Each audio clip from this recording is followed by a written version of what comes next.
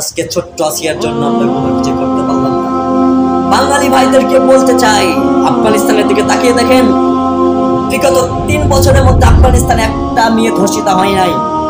বাংলাদেশে প্রতি 10 মিনিটে একটা করে মেয়ে ধর্ষিত হচ্ছে। কেন ধর্ষিত হচ্ছে জানেন? কেন বাংলাদেশে কোনো ইসলাম শাসন নাই। আজকে যদি বাংলাদেশে ইসলাম শাসন থাকতো, যদি কোনো ইসলামী দল সরকারে বসতো, তাহলে কখনো বাংলার জমিনে ধর্ষিত হতো না আমাদের ছোট ছোট আসিয়া বোনরা। আজকে 8 বছরে ছোট ছোট আসিয়াদেরকে আমরা নিরাপদ দিতে পারি না। এই সরকার ব্যর্থ। বিগত সরকারকে আপনারা দেখেছেন, তারাও ব্যর্থ হয়েছে। আপনারা পুনরায় ইসলাম দলকে নিয়ে আসেন ক্ষমতায়। দেখেন আফগানিস্তানে, দেখেন আফগানিস্তানের দিকে তাকিয়ে দেখেন, একটা মানুষ ধর্ষণ করার জন্য সাহস রাখে না। ধর্ষণ করলে কি হবে তারা জানে, সেজন্য কি ধর্ষণ করতে সাহস হয় না। আমাদের বাংলাদেশে যদি ওরকম ইসলাম দল আসে, আমার বিশ্বাস বাংলাদেশে কখনো কি আমাদের ছোট ছোট আসিয়ারা ধর্ষিত হবে না।